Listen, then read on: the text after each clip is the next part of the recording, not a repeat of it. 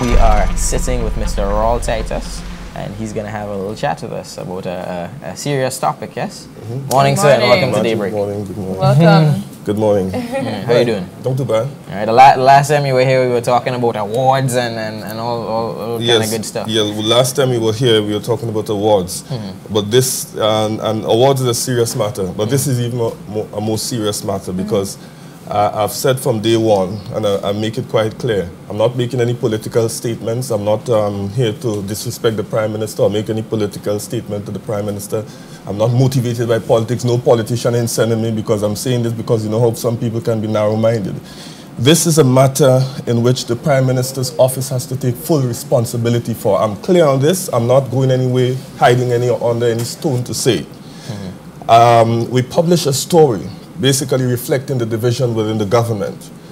The Prime Minister's office basically has effectively gone to Barbados with an email requesting an apology or a retraction. They have, on that premise, they have basically influenced my dismissal. And this is the point that I'm making. One, the premise on which they have done it is wrong because the story is factual, right? The story is factual and none of them have come forward to say exactly what the facts are. They are all over the place giving all different crazy explanation when the facts are there, right? And this is what journalism is, facts. If the story is true, the story is true. If it's not true, you apologize or you're correct or something like that. That is the core of the issue. Before you go further, just tell people what you were doing exactly. You said we wrote a story. You were a journalist at the Advocate. Yes, the story at the Advocate, March 9th. Okay. A front page story. Right. You know, I left in a haste and I forgot to bring the papers. Okay. It basically dealt with these series of meetings that the Prime Minister was having, right? And it captured what was going on. Now, to sum it up, the Prime Minister's office, and I don't imagine why the Prime Minister's office and public servants getting involved in a political matter. This is for the party to deal with. This is a political matter. The party has not come forward and said anything about this, right? This is a political matter. No, I don't understand why the Prime Minister's office is getting involved in a political matter.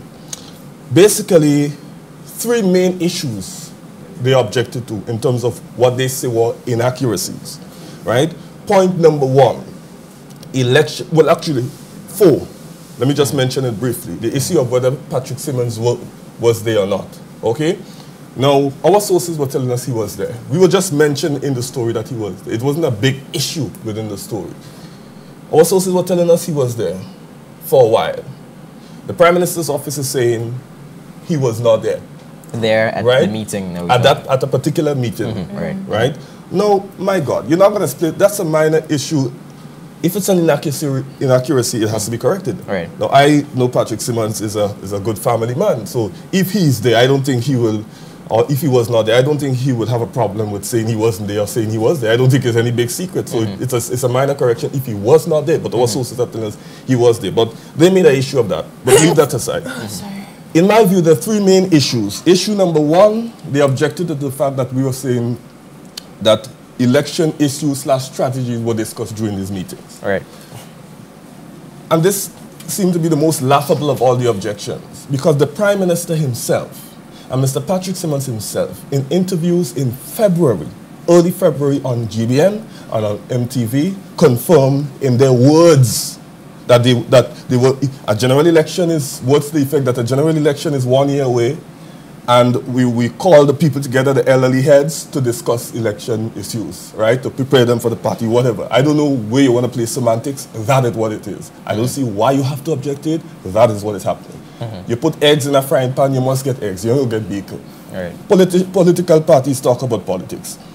The other issue is that we said is that, and a couple of the executive members can confirm that the Prime Minister has came to them, called them in, and proposed a slate, his slate, and he's asked for their support by proposing this slate. Now, the reason this is an issue is that under the NDC Constitution, apparently you have to have the constituency decide who the candidates are.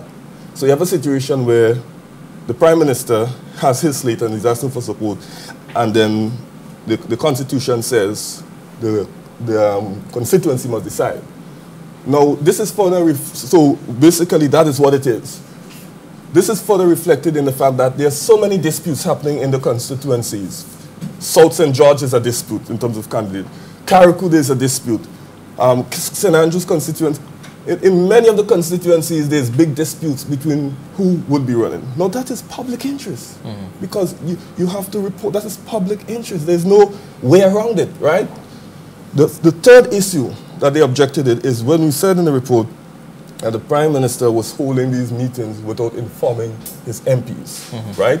Now, I mean, I'm hearing, I mean, most of the party can confirm this. I'm hearing semantics coming back from the Prime Minister's office that, well, it's not this big of a meeting, it's a small meeting, so you don't need to inform the MPs. We're not getting into the morality of that. We're stating as a fact that you had a meeting in an MP constituency without informing them. We're not getting into judging that. Let the public judge that. Your sequence of how you do things is an issue for you, whether you need to inform the MP for a small meeting, and when a big meeting you don't inform the MP or you inform the MP. We're not getting into that. We just take the facts. And that is what it is. So the facts of the story stand up. But you're also hearing things like, oh, well, there is no quote and there is no source. Well, oh my goodness. It's a question of style, right? You put quotes when people want to come on record, but you don't put quotes for obvious reasons. If you look at The Economist magazine, you know, a lot of the stories don't necessarily have specific quotes. Of course, you're talking about writing style. Yeah, writing style. And I mean, no media house in Grenada have any proper style standard or such. Like, you know, the BBC may have a style guide, so they may, you know, AP, Reuters, certain style guides. We're getting into journalistic issues. So this is what I'm saying. I am saying that the Prime Minister's office then put out a release yesterday as well that made matters worse. That basically removed the responsibility from it in terms of my dismissal. I am arguing that by effectively writing to Barbados and calling Barbados, and by your action, you have triggered my dismissal. But if your action did not come about, it would not have resulted in that. I'm linking the two, and I am saying you have to take responsibility for it, and you have to fix this. And this is why they have found themselves in this mess, right? And this is what I'm saying. Now you coming out and saying, well, no, we didn't do that, and we deny, and so on. You're only making matters. If you're caring for people, right, in this harsh economic times, you have to fix it. You have to deal with this matter. You have to take responsibility. You cannot put a whole family on the breadline like this, and then you, with your public rhetoric, and this is what I have a problem with personally, right? And I'm talking personally as a person who has been affected by this. Okay, let me just ask you. If you say that you were reporting facts, yes? I'm trying to understand the process of linking the two, the letter from the Prime Minister's office and the newspaper firing you. Does the newspaper have no way to verify the facts? Do they have no standards in place to say, well, if this is a fact, then why are we letting him go? Well, what should have done, and let me give you a reference briefly of something from the past. Years ago, more than 15 years ago, in the Kana days, I was a correspondent for Kana. I wrote a story on Dr. Raphael Fletcher's Foreign Affairs Minister under the Keith Mitchell government. Comments he made Dr. Raphael Fletcher. I wrote it. Nancy Maguire in the Prime Minister's office, they all got mad. They thought the story was wrong. I mean, I think the former Prime Minister even thought the story was wrong. What you do, you check the story first before you take any action. What Kana did, they reviewed the story, they went to the tapes, and they made sure it corroborated. That story stood up, and they wrote to the government saying, we are standing by our reporter because the story is facts. You know what happened afterwards? What? They didn't, instead of getting angry with me, they turned to get angry with Dr. Fletcher, because they realized at that point that is when he was turning against the government or the former Prime Minister. So when that was, so that story effectively captured that. So I wrote the story correctly, but you didn't see that Dr. Fletcher was turning against the government then. When they realized, hold on, the story was true, but there's a problem in terms of Dr. Fletcher's position in relation to the government.